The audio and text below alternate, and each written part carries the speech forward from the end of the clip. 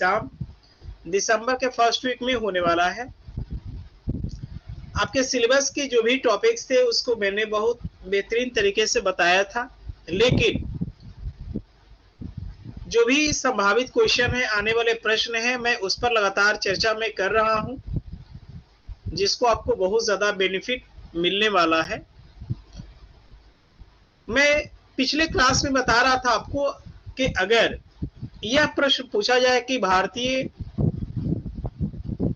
अर्थव्यवस्था के विभिन्न क्रियाकलापों की चर्चा करें या उसका उल्लेख करें, या आर्थिक भूगोल के अंतर्गत विभिन्न क्रियाकलापों के बारे में विस्तार से चर्चा करें या उल्लेख करें, तो इसका चूंकि जवाब मैंने बताया था पिछले क्लास में, आपको याद होगा कि हमारी जो एक्टिविटीज होती है, हमारी जो क्रियाकलाप होती है, वह क्रियाकलाप तीन तरह की होती है, जिसको हम लोग कहते हैं प्राथमिक क्रियाकलाप, द्वितीय क्रियाकलाप और तृतीय क्रियाकलाप। तो ये हमारी जो क्रियाकलाप है, तो उस क्रियाकलाप को हम लोग देखते हैं कि प्राथमिक क्रियाकलाप, द्वितीय क्रियाकलाप और तृतीय क्रियाकलाप के।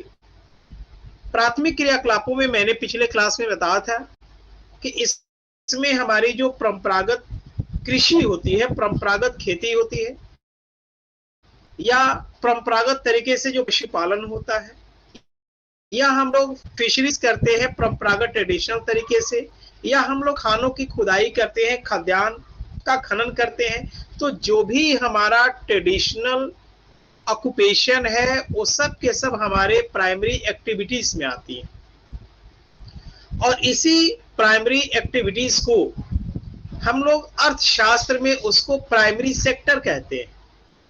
और प्राइमरी सेक्टर जो होता है, मैंने बताया था पिछले क्लास में, आपको याद होगा कि प्राथमिक क्षेत्रों का योगदान, प्राइमरी सेक्टर का योगदान हमारे देश के कुल जीडीपी में, ग्रॉस डोमेस्टिक प्रोडक्ट में, उसका कंट्रीब्यूशन 14% है। लेकिन यहाँ पर प्राइमरी एक्टिविटीज का मतलब ये है कि traditional agriculture, traditional animal husbandry, traditional mining, traditional fishing, ये सारी चीजें हमारी प्राथमिक क्रियाकलाप में आती है, जिसकी चर्चा मैंने किया था। जो दूसरी एक्टिविटीज है, द्वितीय एक्टिविटीज है, उसमें हम लोग देखते हैं कि हमारा जो इंडस्ट्रीज है, उस इंडस्ट्री को हम लोग सेकेंडरी एक्टिविटीज में रखते हैं, उद्योगों को। क्योंकि हम लोग क्या करते हैं कि प्राइमरी एक्टिविटीज से जो भी हमारा प्रोडक्ट होता है उसका इस्तेमाल करते हैं हम लोग, जिसमें तो हमारा सेकेंडरी एक्टिविटीज होता है, जिसे इंडस्ट्रीज वगैरह। और मैंने बताया था कि सेकेंडरी जो सेक्टर है उसका हमारे देश के कुल जीडीपी में 26% कंट्रीब्यूशन है। और तीसरा जो मैंने बताया था वह है सर्विस सेक्टर, जिसको हम लोग कहते हैं सेवा क्षेत्र, उसी को कहते हैं तृतीय एक्टिविटीज या तृतीय क्रियाकलाप। उसमें जो भी हमारी सर्विसेज है, ट्रेड एंड ट्रांसपोर्ट है, या हम लोग देखते हैं कि नेट है, बैंकिंग है, ये सारी फैसिलिटीज जो है हमारी आती है सर्विस सेक्टर में। और हमारे देश के कुल जीडीपी में उसका जो कंट्रीब्यूशन है, वह कंट्रीब्यूशन हमारा कितना परसेंट है, वह 60% है। इसकी चर्चा हो चुकी थी। अब यहाँ पर हमारी चर्चा आज की ये होने वाली है। आज का हमारा प्रश्न ये है कि हमारी जो देश की कृषि है, तो कृषि फसलों को, भारतीय कृषि फसलों को कुल कितने प्रकारों में बांटा गया। तो चूंकि भारतीय जो कृषि है, भारतीय जो कृषि फसल है, तो अगर हम लोग सीजनल मुताबिक, ऋतुविक मुताबिक अगर फसलों का वर्गीकरण करेंगे तो उसको 3 प्रकारों में बांटा गया। यानी भारतीय कृषि को, भारतीय कृषि फसलों को 3 प्रकारों में बांटा गया है। पहला जो है उसमें आपको खरीफ फसल की बातें आती है, दूसरा आपको रबी फसल की बातें आती है, और तीसरा आपका जायद फसल की बातें आती है। चूंकि आपको इकोनॉमिक ज्योग्राफी आपको सेमेस्टर 3 में पढ़ना है, और उसमें भी आपको एग्रीकल्चर पढ़ना है, इंडस्ट्री पढ़ना है, ट्रेड एंड ट्रांसपोर्ट पढ़ना है, इन सारी चीजों को पढ़ना है। थ्योरी भी पढ़नी है, जिसको मैंने वेबर की इंडस्ट्रियल लोकेशनल थ्योरी, वॉन थुनेन का एग्रीकल्चर लोकेशन थ्योरी, इन सारी चीजों को मैंने पढ़ाया था। और उसके बावजूद भी मैं चर्चा आपको करूंगा जो भी इंपॉर्टेंट क्वेश्चन है, आने वाले संभावित क्वेश्चन। तो मैंने कहा इसमें कि हमारी भारतीय जो कृषि फसल है उसको 3 प्रकारों में बांटा गया। पहला खरीफ फसल, दूसरा रबी फसल और तीसरा जायद फसल। इसमें जो पहला आप लिखेंगे खरीफ फसल, तो खरीफ फसलों में वह फसल जिसकी बुआई हम लोग जून जुलाई के महीने में करते हैं और उसे अक्टूबर नवंबर के महीने में उसको काट ली जाती है। यानी इस सीजन में बोई जाने वाली जो भी फसलें हैं वो वर्षा पर आधारित। वर्षा हुई तो यह फसलें बहुत अच्छी होंगी, बारिश नहीं हुई तो फसलें अच्छी नहीं हो पाएंगी। इसलिए इन फसलों को वर्षा आधारित फसल के नाम से जानते हैं, इसे ही हम लोग खरीफ फसल कहते हैं। आपको वन लाइनर क्वेश्चन में, ऑब्जेक्टिव क्वेश्चन में पूछा जाता है कि खरीफ फसलों की बुआई कब की जाती है, तो खरीफ फसलों की जो बुआई होती है वह आपको होती है जून जुलाई में, उसकी कटाई होती है आपको अक्टूबर नवंबर में। इसलिए इन फसलों को कुआर की फसल भी कहा जाता है। इन फसलों को क्या कहते हैं? कुआर की फसल भी कहते हैं। अब चूंकि ये जो खरीफ फसल है, अब चूंकि आप गांव में रहने वाले हैं, किसान के घर में रहने वाले हैं, तो आपको तो बेहतर जानकारी होगी। जो लोग शहर में हैं, जो लोग शुरू से शहर में रह रहे हैं, उनको पता नहीं होता है कि खरीफ फसल कब बोई जाती है, लेकिन आपको पता है कि ये जो फसलें हैं जिसको हम लोग खरीफ फसल कह रहे हैं, तो इन फसलों की बुआई हम लोग करते हैं जून जुलाई में। यानी जब हमारे देश में मानसून प्रवेश कर चुका होता, क्योंकि 1 जून को सबको पता है कि मानसून प्रवेश करता है हमारे देश के जिस राज्य में मुख्य भूमि में, यानी 1 जून को या जून के प्रथम सप्ताह में सबसे पहले हमारे देश में केरल में मानसून प्रवेश करता है। और वह मानसून जिसको साउथ वेस्ट मानसून के नाम से जानते हैं, दक्षिण पश्चिम मानसून के नाम से जानते हैं, वही वो मानसून है जो हमारे देश में सबसे पहले केरल में प्रवेश करता है जून के प्रथम सप्ताह में। और आपको सबसे पहले ये बात पता होनी चाहिए कि जून के प्रथम सप्ताह में केरल में होने वाली पहली मूसलाधार वर्षा को मानसून का विस्फोट कहा जाता है, बर्स्ट ऑफ मानसून कहते हैं उसे। वही मानसूनी वर्षा धीरे धीरे दक्षिण भारत में पश्चिम से पूरब की तरफ बढ़ता है और तमिलनाडु तक जाते जाते उसमें जो है कि उसकी नमी कम हो जाती है। इसलिए दक्षिण पश्चिम मानसून से दक्षिण भारतीय राज्यों में सबसे कम बारिश अगर किसी राज्य में होती है तो तमिलनाडु में होती है। लेकिन भारत के दक्षिण का जो पश्चिमी भाग है वहां पर वार्षिक वर्षा आपको पता है कि 250 सेंटीमीटर से अधिक होती है वार्षिक वर्षा। अब चूंकि वही जो दक्षिण पश्चिम मानसून है जब बंगाल की खाड़ी में प्रवेश करती है तो वहां से मॉइस्चर को, वहां से नमी को, वहां से पानी को एब्जॉर्ब कर लेती है और वही हवाएं पूर्वोत्तर भारतीय राज्यों में प्रवेश करती है, नॉर्थ ईस्टर्न स्टेट में, चाहे असम हो, चाहे मेघालय हो, चाहे अरुणाचल प्रदेश हो, मणिपुर हो, मिजोरम हो, नागालैंड हो, त्रिपुरा हो, तो इन राज्यों में प्रवेश करती है और उसकी एक शाखा, उसकी एक ब्रांच पश्चिम बंगाल की तरफ बढ़ती है, यानी पूरब से पश्चिम की तरफ आती है, तो पश्चिम की तरफ बढ़ती है यानी पश्चिम बंगाल में आती है, झारखंड में आती है, बिहार में आती है, फिर उत्तर प्रदेश से होते हुए वह अंत जो है कि पंजाब और राजस्थान तक पहुंच जाती है। तो चूंकि पश्चिम बंगाल में, बिहार में, झारखंड में, उत्तर प्रदेश में या पंजाब में, हिमाचल प्रदेश में ये ज्यादातर ग्रीष्म ऋतु में या वर्षा ऋतु में होने वाली जो वर्षा होती है वह बंगाल की खाड़ी की शाखा से होती है। बंगाल की खाड़ी की शाखा से ये बारिश जब होती है तो जैसे जैसे पूरब से पश्चिम की तरफ बढ़ते हैं वैसे वैसे वर्षा की मात्रा में कमी होने लगती है। अब जाहिर सी बात है कि चूंकि हमारे बिहार में यह मानसून आता है 10 से 15 जून तक, तो हम लोग देखते हैं कि जून और जुलाई के महीने में बारिश अमूमन बेहतरीन शुरू हो जाती है।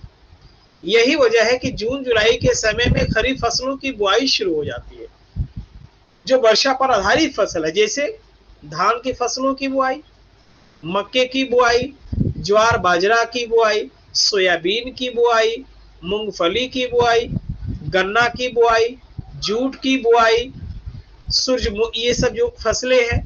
तो हम लोग देखते हैं कि अरहर वगैरह जो भी हो गई, ये सब के सब जो फसलें हैं खरीफ की फसल है, जिसमें धान हो गया, मक्का हो गया, ज्वार बाजरा हो गया, कपास हो गया, अरहर हो गया, सोयाबीन हो गया, मूंगफली हो गई, ये सारी जो फसलें हैं ये एक्चुअली में खरीफ फसलों के अंतर्गत आती हैं। और ये ऑनलाइनर क्वेश्चन भी पूछता है, यानी ये आपको ऑनलाइनर क्वेश्चन में जो है कि पूछ देगा कि इनमें से कौन सी खरीफ फसल नहीं है। जैसे कि आईएएस के एग्जाम में पूछा, बीपीएससी के एग्जाम में पूछता है, आपके जो है कि सेमेस्टर के एग्जाम में पूछता है, तो ये कॉम्पिटिटिव एग्जाम में यहाँ से प्रश्न आता ही आता है। तो मैंने कहा कि ये खरीफ फसलें और वर्षा आधारित फसल है, और जब अक्टूबर का महीना आता है तब तक ये फसलें अमूमन तैयार हो जाती है, विशेष रूप से मक्का, ज्वार, बाजरा वगैरह। इसलिए कुआर के महीने में, अक्टूबर के महीने में मक्के की कटाई हो जाती है। अब देखिएगा कि मक्के की कटाई हो चुकी है, ज्वार बाजरा की कटाई हो चुकी है, और धान की कटाई चल रही है। बहुत जगह धान की कटाई हो चुकी है, और कई जगहों पर जो है कि धान अभी काटी भी जा रही है, जो अगानी धान है या जो चौर की धान है। तो ये जो फसलें है ये सब खरीफ की फसल है। दूसरी जो फसल है वह फसल आपकी है रवि फसल। रवि फसल को हम लोग कहते हैं सिंचाई पर आधारित फसल, यानी इसकी बुआई हम लोग नवंबर दिसंबर में करते हैं। अब चूंकि नवंबर दिसंबर में हम लोग इसकी बुआई करते हैं, तब तक हमारी मिट्टी में मॉइस्चर धीरे धीरे कम हो जाता है। तो हम लोग जब इन फसलों की बुआई कर देते हैं, तो बुआई करने के 21 दिनों के बाद, जैसे हम लोगों ने गेहूं को बो दिया, चूंकि गेहूं जो हो गया, सरसों हो गया, या फिर आपको जौ हो गया, या दलहनी फसलें हो गई, तो इन फसलों की बुआई हम लोग नवंबर दिसंबर में कर लेते हैं। तो जब हम फसलों की बुआई कर लेते हैं, जैसे रवि फसल में गेहूं की, तो 21 दिनों तक के बाद जो है कि वह फसल जो 2 से 3 इंच तक ये लंबी हो जाती है। अब उसके लिए पानी जरूरी हो जाता है, और ये ऐसा समय होता है नवंबर दिसंबर का जो कि वर्षा नहीं होती है। इसलिए उस गेहूं के फसल को, सरसों के फसलों को, मटर के फसलों को, या इसके अंतर्गत और जो भी हमारी फसलें आती है, उनको हम लोग क्या करते हैं, सिंचित करते हैं, उन्हें सींचते हैं सिंचाई के माध्यम से। उसको जब हम लोग जो है कि सिंचाई कर देते हैं, जिसको पटवन कहा जाता है, तो जब पटवन कर दिया जाता है तब उस मिट्टी में मॉइस्चर आ जाती है और उसमें नमी आ जाती है, और जिसकी वजह से क्या होता है कि वो फसलें जो है अब लहलहाने लगती है, तैयार होने लगती है। और जब मार्च का महीना आता है तब तक ये फसलें तैयार हो जाती है, और मार्च और अप्रैल के महीने में इन फसलों की कटाई हो जाती है। इसलिए नवंबर दिसंबर में बोई जाने वाली फसल और मार्च अप्रैल में कटने वाली फसल, ये जो अमूमन फसलें होती है, ये रवि फसल के अंतर्गत आती है। तो रवि फसलों के बारे में लिख देना है। तीसरी जो फसल है वो है जायद फसल। जायद फसलों की बुआई जो की जाती है, ये सामान्यतः फरवरी के महीने में की जाती है, फरवरी मार्च में। और इसके अंतर्गत जो जायद फसलें होती है, उसमें विशेष रूप से सब्जियों की खेती होती है, उसमें तरबूज खरबूज की खेती होती है। और ये जो फसलें हैं ये आपको पक के तैयार हो जाते हैं, पूरी तरह से प्रिपेयर्ड हो जाते हैं, यानी अप्रैल मई के महीने तक ये पूरी तरह से तैयार हो जाते हैं। यही वजह है कि आप देखिएगा कि गर्मी के दिनों में तरबूज खरबूज जो है कि बड़े पैमाने पर मिलना शुरू हो जाता है। क्यों? क्योंकि हम लोगों ने उसको जो है कि फरवरी के महीने में उसको बो दिया। या कुछ दलहनी फसलें हैं जैसे मूंग दाल वगैरह है, ये फसलें भी जो है कि फरवरी के महीने में बोई जाती है, और इसकी कटाई जो है कि अप्रैल मई के महीने में उसको कर ली जाती है। तो इस तरह से जायद फसलों में हमारी जो फसलें आती हैं, उन फसलों में आपको सब्जियों की खेती उसमें हो गई, कुछ जो है कि फल की खेती हो गई, जैसे तरबूज खरबूज की मैंने कहा, या खीरा ककड़ी की मैंने बातें कही, तो ये फसलें उसमें शामिल। उसके अलावा जो है कि मूंग दाल वगैरह जो है, ये फसलें उसमें शामिल की जाती है जायद फसलों में। तो ये 3 तरह की फसलें होती है। अब रही बात कि हमारी जो भारतीय फसलें हैं या वैश्विक स्तर पर जो फसलें हैं, तो उनको हम लोग जो डिस्ट्रीब्यूट करते हैं, मैंने इस पर नोट्स भी लिखाया था आपको, तो इसको जो डिस्ट्रीब्यूट करते हैं सामान्यतः 2 भागों में करते हैं। एक करते हैं हम लोग सघन कृषि, और दूसरा करते हैं हम लोग निर्वाह कृषि। अब सघन कृषि में क्या होता है कि उसमें हम लोग डेंस एग्रीकल्चर करते हैं। डेंस एग्रीकल्चर का मतलब ये होता है कि अगर हमारी जमीन की फर्टिलिटी, अगर हमारे सॉइल की फर्टिलिटी अगर बहुत ज्यादा है, बेहतरीन है, तो हम उसको एक साल में कई फसलों को उगा लेते हैं। यानी एक साल में हम लोग कई फसलों की उसमें खेती कर लेते हैं, यानी कि साल में कई ऐसे भी जो है कि हमारा खेत है, फॉर्म है, जिसमें 3 से 4 फसलें आसानी से उगा ली जाती है। यानी गेहूँ बोया गया, गेहूँ को काटा गया, सब्जियाँ लगा दी गई, सब्जियों को काटा गया, फिर दूसरी सब्जी लगा दी गई, दूसरा फसल लगाई, यानी साल में लगभग 3 से 4 फसलें तो किसान उगा ही लेता है। तो जो ज़मीन, जो खेत जिसमें एक साल को हम लोग कहते हैं एक कृषि वर्ष, तो एक कृषि वर्ष में जितनी ज्यादा फसलों को उगाई जाती है, उस खेत को, उस कृषि की गहनता कही जाती है या फसलों की गहनता कही जाती है। तो फसलों की गहनता उस जमीन में उतनी अच्छी होती है जहाँ की फर्टिलिटी, जहाँ की सॉइल फर्टिलिटी बहुत बेहतरीन होता है। तो उसमें जो है कि एक वर्ष में 4 से 5 फसलें भी उगाई जाती है। इस हिसाब से हम लोग देखते हैं कि पंजाब जो है, वहाँ फसलों की गहनता हमारे देश में सबसे ज्यादा है। क्वेश्चन पूछा जाता है कि फसलों की गहनता हमारे देश में किस राज्य में सबसे ज्यादा है, तो पंजाब में सबसे ज्यादा। बिहार में भी हमारे फसलों की गहनता जो है वो 3 से 4 फसलें प्राप्त कर ली जाती है। लेकिन जहां पर अच्छी वर्षा नहीं होती है, जहां पर जो है कि मिट्टी की सॉइल फर्टिलिटी अच्छी नहीं होती है या और भी हमारे साधन नहीं होते हैं, तो वहां फसलों की गहनता बहुत बेहतर नहीं होती है, बल्कि हम लोग बहुत मुश्किल से 1 या 2 फसलें ही उगा पाते हैं। वैसी स्थिति में हम लोग कहते हैं कि वहां की जो जमीन है वो फर्टाइल नहीं है। तो इस तरह से ये हमारी सघन कृषि के अंतर्गत आती है। दूसरी हमारी खेती होती है निर्वाह कृषि, जिसकी चर्चा मैंने किया था। निर्वाह कृषि का मतलब ये होता है कि जीवन यापन के लिए जब हम लोग खेती करते हैं, तो वह जो हमारी खेती होती है, वह जो हमारी कृषि होती है, तो वह हमारी कहलाती है जीवन निर्वाह कृषि। अब ये जीवन निर्वाह कृषि में, जैसे कि हमारे देश में, हमारे भारत में जीवन निर्वाह प्रकार की कृषि होती है, क्योंकि जनसंख्या ज्यादा है, खेतों का आकार लगातार जो है कि छोटा होता चला जा रहा है। छोटा इन द सेंस ये कि हमारे जो खेत है, फॉर्म है, लगातार उसमें विभाजन होते रह रहा है, बंटवारा होते रह रहा है। तो अगर किसी के पास 5 कट्ठे की जमीन है और उसका 5 भाई है, तो एक एक कट्ठे में डिस्ट्रीब्यूट हो गया। अब एक कट्ठा में अगर 4 भाई है, तो फिर वो एक कट्ठा जो है कि 5-5 धूर में डिस्ट्रीब्यूट हो गया। तो लगातार भूमि का आकार छोटा होने से भी पैदावार में कमी आती है।